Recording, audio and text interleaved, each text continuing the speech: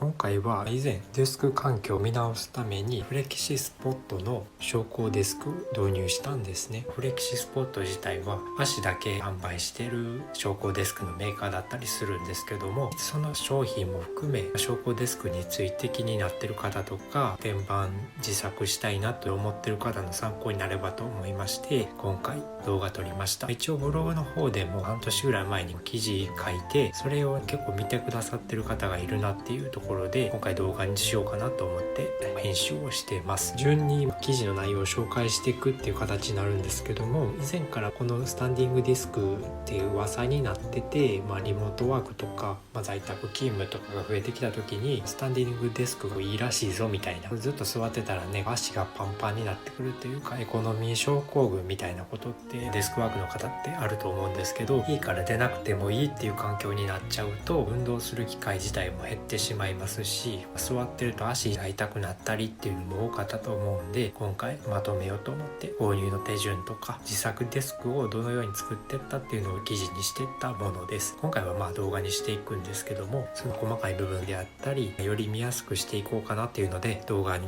しようかなと思ってます。フレキシスポットなんですけども、昇降デスクを販売している、メジャーなメーカーなんですね。 SNS とかでも、自分のデスク環境を写真で見せたりっていうのも多いんで、そういうとこで見る機会もあると思うんですけど、大体がフレキシスポットなのかなっていうのが感覚ではありますね。僕自身もこの一番メジャーなとこの方がレビューも得やすいし一番安定してるかなっていう部分でフレキシスポットに決めました。 Amazon でも安いメーカーとかもあったんですけど、コントローラー部分が安っぽかったり全自動じゃなかったりデザインがいまいちな部分があってですね、そもそも買うんだったら数万円かかっちゃうんで、そのあたりは奮発して買った感じですね。長く使えるものかなと思ってできるだけいいものを選んでいきました。実際に購入した昇降デスクなんですけども、今回購入したのは E7 っていうモデルです。 E7 っていうのかな、ここでは E7 って言おうかなと思います。昇降機能の他にも上下した時の衝突検知機能もついてるんですね。例えば椅子の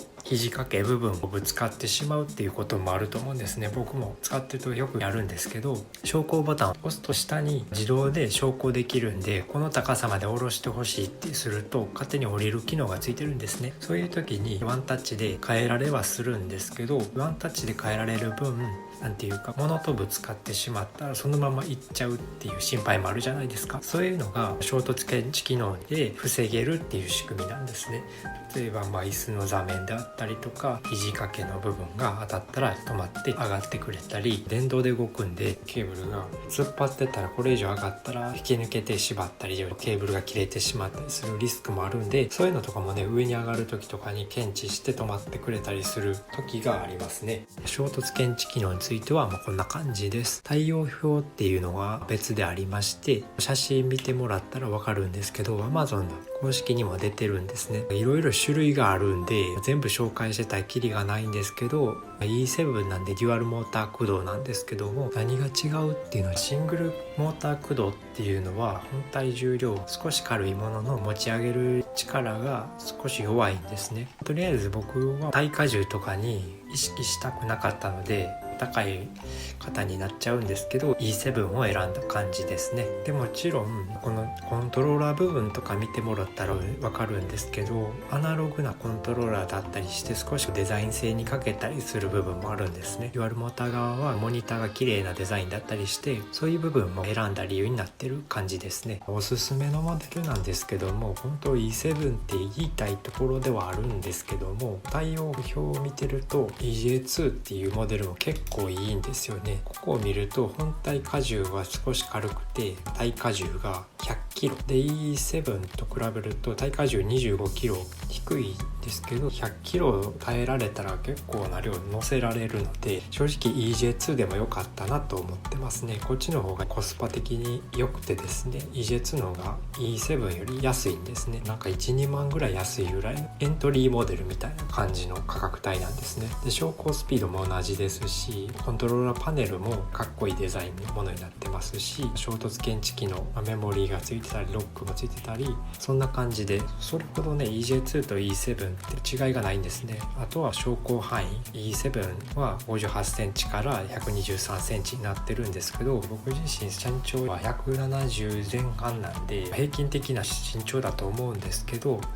123センチもいらないなっていうのが感覚ではありますね。で最高まで上げるとめっちゃ高いというか、もう胸元ぐらいまで来るんで、作業っていうよりももうしがみついてるような感じになっちゃうんですね。なので123センチもいらなかったなっていうのが感覚的にはありますね。とにかく身長が高い人、180代とか、190出る人とかはあえて選ぶのもありかなと思うんですけど、平均ぐらいの人とか EJ2 でもいいんじゃないかなっていうのを思ってますね。作業デスクとして使う予定の方は普通に EJ2 でもいいかなと思ったりしてますね。そこはコスパいい方を選んでいただいた方がいいんじゃないかなと思います。ここからどのように作業したかみたいなところ動画で簡単にお伝えしていこうかなと思うんですけども、僕が注意した点なんですけども、商品が届いたら箱を残しておきました。 Amazon のレビューにもあったんですけども、フレキシスポット自体に初期不良があるケースも報告されてるみたいで、僕自身は箱を処分せずに置いておきました。特に動作自体問題なく半年間ずっと使えてるので問題なかったんですけど、稀に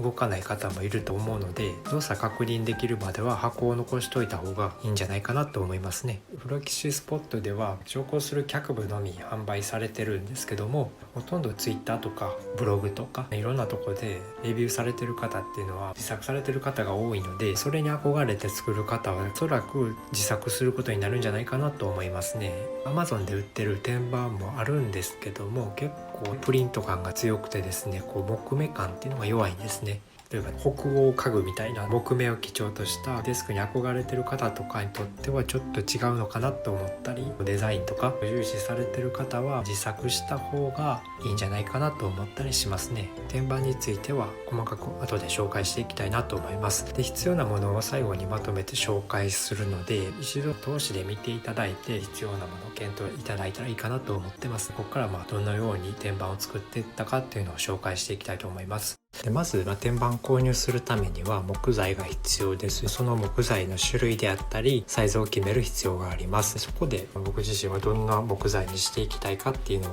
考えていったんですけども、ホームセンターとか見に行ってどれが買えるものなのかっていうのをまず調べて、お手頃っていう部分で考えるとヒノキとかパインとか杉のム板とかそういうものが一番手に入りやすかったんで、その中から検討することにしました。ただヒノキはこの中では少し割高だったり、パイン材って言われる少し安い木材なんですけども、それだと表面とか傷つきやすい材質なんで、その中でもお手頃で頑丈な杉のム板を天板の材料にすることにしました。杉っていうのは手に入りやすいっていう部分もありますし、木材みたいな感じのデザインになってるんで、それがいいなと思って選んだ感じですね。安いし頑丈だしっていうところで決めました。でサイズを決めていくんですけども、サイズを決める時に注意したのはフレキシスポットの脚部、その昇降台になる足の部分がサイズに対応してるかっていうところと、部屋に収まるかっていうところもフレキシスポットの購入ページにある情報をもとに確認していきました。 EJ7 と EJ2 モデルはサイズの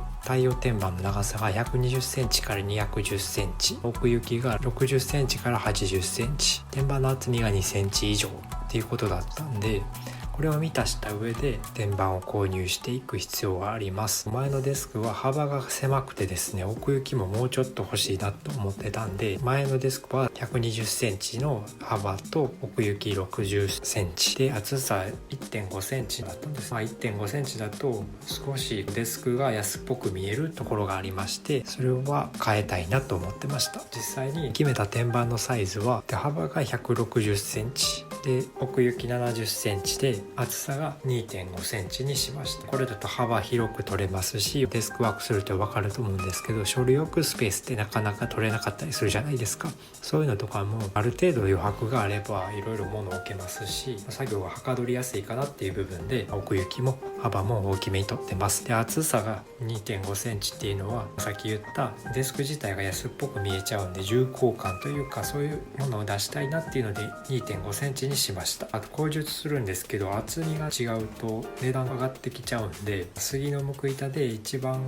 厚かったのが 2.5 センチだったんで、それを選んだ感じです。もう少し安くすれば2センチでもあったんですけど、ネジが貫通しそうな気がしたんですよね。天板の厚みって2センチ以上必要じゃないですか。ネジ差し込んだ時に差し込んでギリギリだったら割れてしまう可能性もありますし、少し厚めに取った感じです。 0.5 センチあれば耐えれるかなっていう感じで選びました。カバのホームセンターで木板材が 4,5 千円で手に入ったので、それをさっきお伝えしたサイズにカット数十円でしてもらって手に入れることができました。で、他にですね、ネットで天板購入する方法もありまして、一応調べたんですけども、ネットで購入するとすごく割高になるんですね。発送するものが大きいんで、いろいろ諸経費かかるんですよね。ちょうどいいサイズっていうのがなかなかなくてですね、見つけたと思ったら送料が非常に高かったり、違う木材だったり、比較的パイン材の方が手に入りやすいとは思うんですけど、近くにね、木の木板が売ってたんで、そっちの方がいいなっていうのでネットで買うのはやめました。運ぶのに結構でかいんで、これ畳みたいに背負って持って帰ることもできるかもしれないんですけど、車があった方が運びやすいんじゃないかなと思いますね。ただホームセンターによっては購入した大きいものを持って帰るために車自体のレンタルしてるところもありますし、もしかしたら近くであれば発送無料のお店もあるかもしれないので、そこはね、ホームセンターに一回聞いていただいた方がいいんじゃないかなと思います。結局ネットで買っちゃうと2倍ぐらいに跳ね上がっちゃうんで、こういうデスクとかってできるだけ木目とか節がないものを自分で見て選んでいくっていうのも大事なので、僕自身としては運べるのであれば自分で見に行ってカットしていただいた方がいいんじゃないかなと思います。で、話変わるんですけど、一応高級な天板自体も売ってるところがありまして、そういうところで買うのも全然ありかなと思いますね。細かいところにも要望を答えてくれるところもあるので、コストの面でこだわりがない方はそっちを使ってもいいんじゃないかなと思ったりもします。次は天板の加工の話をしていきたいと思います。天板加工の工程なんですけども、流れとしては木くずとか飛ぶので換気と養生シートを貼って、地面汚れないようにして、2番目に買ってきた木材にヤスリがけをしていく。その後にオイルを塗ってそれを乾かすっていうのを何度か繰り返して、自分の好みの色味にしていくっていうのが大まかな流れですね。天板が完成すればその後に歴史スポットの脚部に取り付けを行っていく感じです。足は説明書を見ていただければ大まかに流れはわかると思うので、そこまで細かく今回は紹介しなくてもいいかなと思っています。ではまず換気したり養生シートを貼っていく工程です。養生シートって Amazon とかでも売ってるんですけども、それを買わずとも家にあると思ってたので使ったんですけど、かなり短いものだったんですね。でも作業直前だったんで、それを引き伸ばしてそこで作業することにしました。概要欄とかに貼っとくんですけども、その養生シートは割と大きめなので苦労せずに貼れるかなと思います。で、次なんですけども、換気しないといけないんで、本当ね、室内で行う場合とかは木くずがかなり細かいので部屋全体汚れる可能性もありますし、地面以外にも養生しといた方がいいかもしれないですね。本棚とかに乗っかっちゃったりするんで、この作業の後は大掃除必須になるだろうなとは思います。なので窓を開けたり、できるだけ外に流れていくような流れは作った方がいいかなと思います。可能なら外でやってもいいとは思うんですけど、できない方もいると思うんで、そういう方は換気して作業後に掃除できる時間とか確保しといた方がいいかなと思いますね。マスクもぜひして作業してください。作業台があるとすごくいいと思いますね。別の机、元使ってた机とか使えるんだったら使ったり、その上で作業した方が個人的にはいいと思います。これ地べたでやろうと最初したんですけども、なかなか腰の痛みがやばかったんで、すぐに脚立とかで作業してましたね。それをするとかなり作業しやすかったんで良かったです。台とかは必須かなと思います。ただ僕の場合脚立に置いたんですけど、最初気づかずに置いたんで木材にちょっと傷ついちゃったんですよね。なので決して硬い木ではないので傷つきやすいですし、そこは注意して作業してもらった方がいいかなと思いますね。で次なんですけども、台に天板を乗せたのでヤスリがけをしていきます。僕自身買ったのはハンドサンダーと紙ヤスリがついてるものがあったんで、それを購入して作業しました。ヤスリって粗いものから目が細かいものでヤスっていって滑らかにしていくんですけど、そういうのがね一律揃ってるセットだったんで、これ1個で済みました。手元に紙ヤスリある方とハンドルっていうんですかね、紙ヤスリつけれるものも売ってるんで、そっちでもいいかなと思います。まずはですね、粗めの紙ヤスリからかけていくんですけども、ヤスリの目が粗いものから順に細かいものでヤスっていくっていう手順になります。なので80番のヤスリでヤスっていきました。ヤスる時の注意点というか、個人的にこうした方がいいなと思ったのは、木目に沿ってヤスるっていうことですね。横向きに木の筋が流れてる時に縦にヤスっちゃうとすごい柄が汚くなることがあったんで、この年輪の筋に沿ってヤスっていくのが綺麗になるんじゃないかなと思います。もう一つヤスる時に注意したのは、角の丸みは粗めの紙ヤスリでしっかり角を取っておくのがいいんじゃないかなと思います。これ結構座ってる時とかによく触れる部分なので、角張ってると痛いというか肌触りがいいものに仕上がりにくいので、一番粗い80のヤスリで先に角をしっかり落としておくのは注意点かなと思います。細かいヤスリになってから角を落とそうとしても、その角張ってる状態で滑らかになるだけなので、しっかり粗い紙ヤスリの段階で落としていくのは重要かなと思います。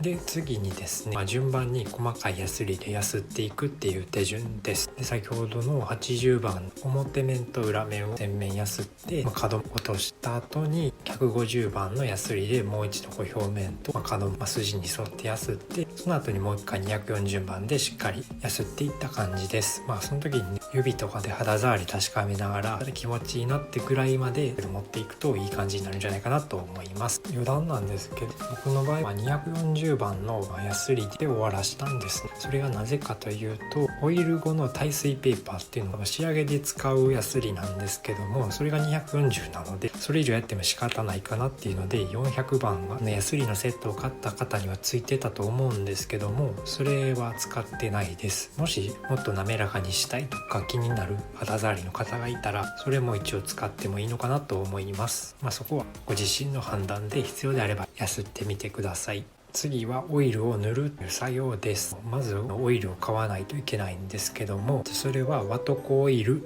ていうのを使ってます。もう僕みたいに木目が見えるような見た目にしたい方はナチュラル選んだ方がいいんじゃないかなと思います。他にもエボニーとかウォルナットとかがあるんで、ご自身で好きな色を選んで塗っていただいていいと思います。で僕の場合はですね 200ml を選んだんですけども、このデスクのサイズだとギリギリだったので、表面2回裏面1回しか塗れなかったんですよ。背面がちょっと足りなくてですね、もしこれよりデスクが大きい方で他にも塗りたいものがある方は 3.6 リットル買ってもいいんじゃないかなと思ったり、もし、足りないのが心配であれば 200ml を2本買ってもいいんじゃないかなと思います。僕のデスク自体かなり大きいんで、適度に塗れば正面2回裏面1回ぐらいは塗れるとは思うんで、1個買っとけばある程度は足りるかなと思います。あまりミスすると足りない可能性があるのでご注意ください。塗る時に必要な、ペイント用のブラシなんですけども、 Amazon のリンクも概要欄に貼ってあると思うんですけども、これはあくまで参考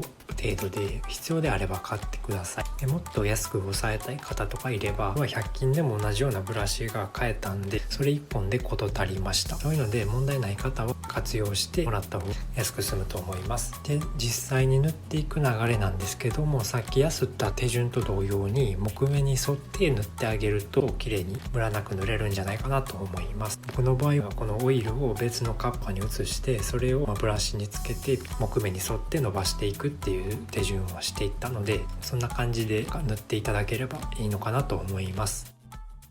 で次にですね、塗った後に耐水紙やすりでやするっていう手順があるんですね。でさっき買ってもらった紙やすりなんですけども、その中には耐水ペーパーが入ってないので、それをプラス240番の耐水ペーパーセットを僕は買ってやすりました。聞いたところによると、オイルを塗った後にやすることによって、そのやすりで出た粉がオイルと一緒に隙間に入ってより滑らかになる仕上げみたいな効果があるらしいんですね。なのでしっかり塗って乾く前に耐水ペーパーで木目に沿ってやすってあげるといいんじゃないかなと思います。でその後ですね、1時間ぐらい乾かして引き続き裏面もやっていきました。そこはね表面とほぼ同じ手順なんで割愛したいと思います。でその後は1時間ぐらい部屋で風通しながら乾かしたり、ベランダとかある方はねベランダで乾かしてもらってもいいんじゃないかなと思います。匂いも結構すごいんで、室内行くのは結構辛い部分があると思うんで、そのしっかり風通しのいいとこでやっていただいた方がいいと思います。その点ご注意ください。1時間した後にまた表面は2回塗っておきたいなっていうところがあったんで、もう1回塗ることにしました。表が2回塗ってるんですけど、裏1回しか塗ってないんで、その裏面よりも表面は少し濃い色味になってるんですね。肌触りもね若干いいですし、気になる方も乾かした上からオイルを塗って耐水ペーパーでやすってあげるといいんじゃないかなと思います。そこは好みでやってみてください。これ2回塗って一旦これで天板の作成は完了です。でここからこの板を乾かしていくんですけども、実際のところ僕は 2,3 日ぐらい乾かして大丈夫かなっていう段階で取り付けたんですけども、実際デスクで使ってるとですね鼻に入ってくるんですよね。結構ねきつい匂いなので、それが抜けるのも1週間ぐらいかかったんじゃないかなと思うので、もし気になる方は、雨とかに濡らさない前提だと思うんですけど、風通しベランダとかで1週間ぐらい置いてもいいんじゃないかなと思ったりしてますね。気にならない方とか、部屋で乾かしてもいいよっていう方はその 2,3 日とかで乾かして、取り付けてしまっていいとは思うんですけど、そこだけご注意ください。余談なんですけども、なんで両面塗ったかっていうことなんですね。表面しか塗らない方は結構いるみたいなんですけど、裏にも塗っておきたいなっていうのがあったんですね。やっぱ昇降デスクがあるがゆえに、上げた時とか下から仰ぎ見るっていうケースがあるじゃないですか。そういう時にここ塗れてないんだなって毎回思うのが少し嫌だったんで、そこはしっかり1回でもいいんで塗るようにしました。気になる方は塗っといた方がいいんじゃないかなと思います。で次ですね、ここからフレキシスポットの足を組み立てていく作業に入ったんですけども、結構パーツあるんですよね。でもマニュアルがあるんで、マニュアル通りに組み立てていくとしか言いようがない部分でもあるので、付属の六角レンチとかで取り付けていく作業が主になります。とりあえず組み立てるっていう手順は普通に家具とか組み立てる手順と変わんないんで、そこは割愛したいと思います。今注意点としては、結構重量っていうか天板を除いても脚部だけで結構重たさあるんで、そこだけね指詰めたりとか怪我しないようにご注意いただいた方がいいんじゃないかなと思います。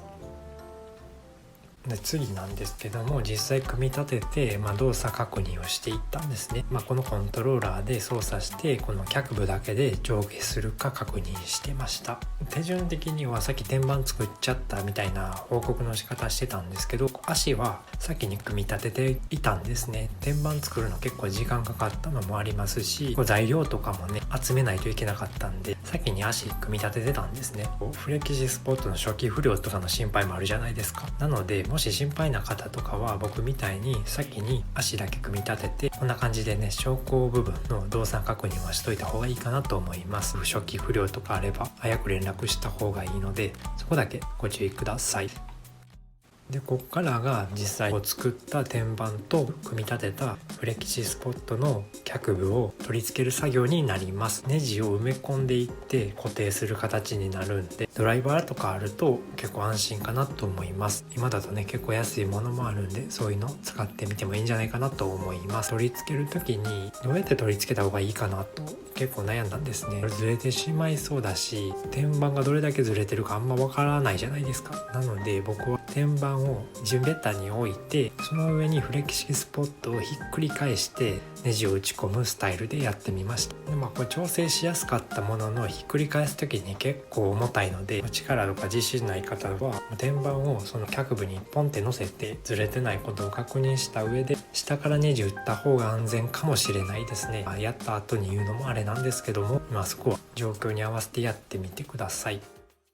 取り付ける時の注意点なんですけども、脚部がどれだけ広げるかっていうところも結構重要だと思うんですね。僕の場合はデスクチェアだとローラーついてるものもあるじゃないですか。そういうもので左右にある程度動けるようにしたいなっていうのもあったんで、結構広めにがっつり動けるように取ったんですね。なのでこの板いっぱいに端をネジを緩めて広げることができるんで、板の端から約5センチぐらい余白開けて左右取り付けました。なので板いっぱいいっぱいなんで160前後ぐらいまで長さあったと思うんで、結構有意義に動けるっていうのは快適性に関わってますね。椅子とかね頻繁に動く機会ある方は広めに取った方がいいんじゃないかなと思います。もう一個注意点っていうか、ネジ打ち込む前に見ておきたい内容なんですけど、その打ち込むネジ指定されてるんですけど、それがしっかり貫通しないかっていうのは事前に見ておいた方がいいですね。こんな感じで板にある程度合わせて、収まってれば鉄板の部分と足し引きしても多分貫通しないと思われるので、そこは見ておくと安心かなと思います。さっきお伝えした通り2センチとかだと結構ギリギリになっちゃうんじゃないかなって思われる長さだったんで、この時 2.5 センチにしといてよかったなと思いました。特に電動ドライバーとか使ってる方は勢いよく息しすぎてしまうので、あまりねガガガガガって締まりきった後に結構音するじゃないですか。ああいう風に強くねじ入れすぎてしまうと木材の状況によっては割れてしまったりする可能性もあるんで、軽く打ち込む方がいいんじゃないかなと思います。僕が最後気になったのはデスクが水平かって結構気になったんですね。例えば丸みのあるペンとかビー玉とかが転がったらちょっと嫌じゃないですか。家の傾きとかももしかしたらあるかもしれないですけど、家で使う分には傾きがない方がいいんで、僕 iPhone についてる水平器とか、Android でも水平器のアプリあるんで、携帯をデスクの真ん中に置いて、それで傾きが出てるかっていうのを確認しました。それがちゃんとゼロになるようにして、それでもね多少誤差あったんで、丸みを帯びたものとかってコロコロ転がることもあったんですけど、足の裏にクルクルがあるんで、それを回すとちょっとだけ調整できたんで、それで傾きを調整しまして、それだけで収まらないぐらいずれてる方とかあったら下に挟むとか、そういうやり方でも調整できるかなと思います。水平器のアプリは概要欄とかに貼っておきます。細かいね水平とかって多分誤差あるんで、気になる方はホームセンターとかで売ってるものを買ってもいいですし、 Amazon でも買えないことはないので、気になる方は買ってもいいのかなと思います。次はコントローラーの取り付けですね。その昇降する時に操作するボタンの配置位置なんですけども、僕の場合はここ悩んだんですよね。何を悩んだかというと、そのコントローラー部分がフレキシスポットの公式サイトとかのデスクを見るとしっかり端にコントローラーがついてると思うんですけど、これだとねちょっとR がついてディスプレイ部分出てると思うんですけど、こんだけしっかり出てるとですね、例えばデスクチェアがガンって当たったりとか、自分の体が当たったりするんで、飛び出さすかちょっと奥に入れてこのディスプレイ部分がちょっとだけ隠れるようにするかって悩んだんですね。でやっぱりデスクって見た目が大事だなと思ったんで、公式みたいにギリギリのラインに取り付けてネジを打ち込みました。実際使ってると、例えばデスクで前かがみになってモニターの裏と見ようとしたり配線確認しようとした時とかにちょっと誤作動で当たったりするんですよね。そういう時にいきなり上に上がっていったりして驚くことも結構ありますし、もし気になる方とか何かにぶつけたくない方とかいたら、正面からは当たらないようにしてやるのもありなのかなと思ったりもしてます。個人的にはね見た目がいいんでこれでもいいかなと思ってはいます。そこは好みなのでご自由に取り付けてもいいのかなと思います。公式の画像を参考にしてるんで、コントローラー部分を右端から12、3センチぐらいずらして配置していたりします。公式の写真で右端ぴったりについてるっていうのがなかったんで、公式のデザイン的にはこっちの方がいいんだろうなっていうので、それに合わせて右の方で取り付けました。合わせたい方は参考にしてみてください。でコントローラー取り付ける時にもう一点注意点なんですけども、起こす時には僕みたいに天板をひっくり返して脚部を取り付けた方は最後にひっくり返すことになると思うんですね。その時にコントローラー側を下にしちゃうとバキッて割れちゃう可能性があるんで、そこは絶対にご注意ください。これで一通り完成なんですけども、こっからね数日間オイルの匂いとかはしてくると思うので、僕の場合はタオルで定期的に拭いたりしてオイルが少しずつ出てくるんで、濡れタオルとかで拭き取るようにはしてました。数日経つとねちょっとずついい香りに変わってくるんで、最初の方は仕方ないのかなと思います。これ実際昇降できるかっていうのも確認していったんですけども、その時に配線が伸縮する必要があるんですね。だから長さがギリギリだと昇降した時に突っ張って上がらない可能性があるので、ある程度余白を残して配線してあげるのがいいかなと思います。コツとしては昇降デスク一番上まで上げて、その状態で配線してあげると絶対にねケーブルは余るので、その後下げてあげれば問題ないかなと思います。ひとまずねこれで一旦自作デスクは完成したんですけども、100均で買ったボックスに配線とかごちゃって入れて、デスクの上とごちゃついてるような状態になってたんですね。ラックを取り付けることにしました。自作の天板の方とかはネジで直接打ち込むタイプを購入されてる方も多かったんですけど、あんまり穴とか開けると都合によって変えた時に穴が残っちゃうので、それが嫌だなっていうのでクランプ型のケーブルを収納するカゴを買ったんですね。これをつけることによってデスクが昇降した時にここの上に全部まとめとくと、電源ケーブル1本だけこれ長さ足りればねケーブルが引っこ抜けることもないですし、そういう意味でデスクの裏にカゴを取り付けて配線するように変えました。その時に買ったのはこのプラスガレージ配線整理ワイヤーケーブルトレイっていう L サイズのものなんですけど、結構ね L サイズだと大きいのかなと思ったんですけど、ギリギリだったんでほんとちょうど良かったかなと思います。で配線ラックの上に電源を置いていくことになるんで、ある程度長さのある電源タップをそのカゴの中に置いてます。そこからねモニターの電源であったりパソコンの充電器であったりもろもろ電源をそこから取ったりしてます。で取り付けた時はこんな感じになってるんですけども、見えない部分なんでねちょっとごちゃついてはいるものの、デスクから見るとね広くなったっていう感じですし、ケーブルもかなり隠せたんで大満足っていう感じでしたね。僕の場合ノート PC なんでデスクトップ上置いても特に問題なかったんですけど、もしデスクトップタイプのデスクを使ってる方とかいれば、昇降した時にケーブル類が全部ね伸び縮みするように調整しないといけないので大変じゃないですか。なので一応公式からフレキシスポットの PC ケーススタンドっていうのが販売されてるんですけども、それを使えば天板自体にデスクトップ PC を取り付けてそれと一緒に昇降するみたいなこともできるんで、もしねデスクトップ PC とかデスクの上に置きたくない場合は検討してみてもいいんじゃないかなと思います。配線の時まとめるケーブルとかもあるとかなり便利ですね。デスクの下にカゴを置いて綺麗にまとめられてるものの、やっぱりケーブルの数が異常にあるんで、まとめたりしないと触っただけほどけてしまったりケーブル類が散らかってしまったりするんで、結構まとめるテープがあると便利だと思います。でこれで完成なんですけども、完成した時の画像がこんな感じです。さっきと比べるとねデスクの上に丸出しのカゴとかがあってかきちゃんならしいなっていうのがだいぶ薄れたかなと思います。本当に半年使っても全然散らかってないですし、そこから何か大変だなと思うことも特になかったので快適に使えてるんじゃないかなと思います。最後に感想なんですけども、実際のコイルナチュラルだとおしゃれな感じ出ないんじゃないかなと心配してたんですけど、ナチュラル選んでよかったなとは思いましたね。重くめの感じと温かみがあるんで自分が求めてた色だったなっていうのは感じました。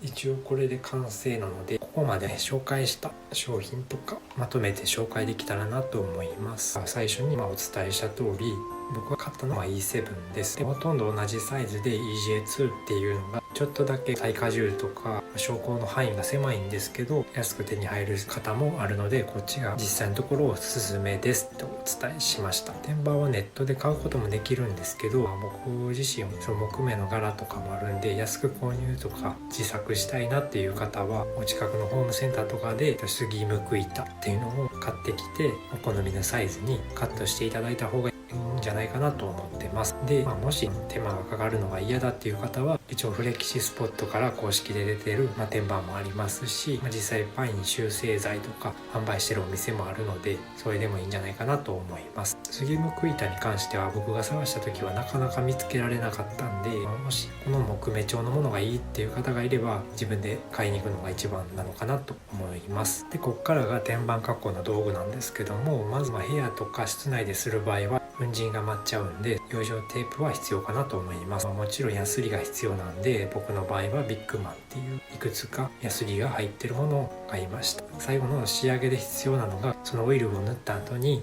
耐水ペーパーをかけてあげないといけないんで、それも買いました。次にワトコオイルナチュラルの 200ml を買って正面に2回塗って裏面に1回塗る形でオイルを塗りました。他にも天板以外にも使いたい方とか、ちょっとサイズ大きいしたくさん塗りたいっていう方は、3.6 リットルのワンサイズ上のものを買ってもいいかなと思ったりしますし、もし天板にしっかり塗りたいだけであれば 200ml を2本買えばいいかなと思います。で、実際にそのオイルを塗るためのブラシは100均とかでも手に入るので、100均で買ってもいいのかなと思います。めんどくさいという方は Amazon で一応セットで売ってるので購入してみてください。ドライバーない方に限りなんですけども、この辺りのドライバーも良さそうなので紹介してみました。で、ケーブル周りなんですけども、プラスガレージのハイセンスリワイヤーケーブルトレイ L サイズを買いました。 63.7 センチのものなんですけども、それを天板の背面に取り付けて、それにエレコムの電源タップを置いて取り付けました。でそこでね、ケーブルまとめるためのケーブルが必要なんで、それも使ってます。こんな感じで今回は終わりたいと思います。本当にこれを作ってから半年ぐらい経っちゃってるんですけども、結構ね見てくださってる方も多いんで、動画も作った方がいいかなっていうので動画を作ってみました。もし僕のレビューとかこの天板作りの手順とかが参考になれば幸いです。では今回はここで終わりたいと思います。普段からこんな感じで商品のレビューとかゲーム開発とかそういうことを中心に個人的に気になってることとか動画にしてたりします。もし興味がありましたらチャンネル登録とかよかったら高評価していただけると幸いです。今回はここで終わりたいと思います。ご視聴ありがとうございました。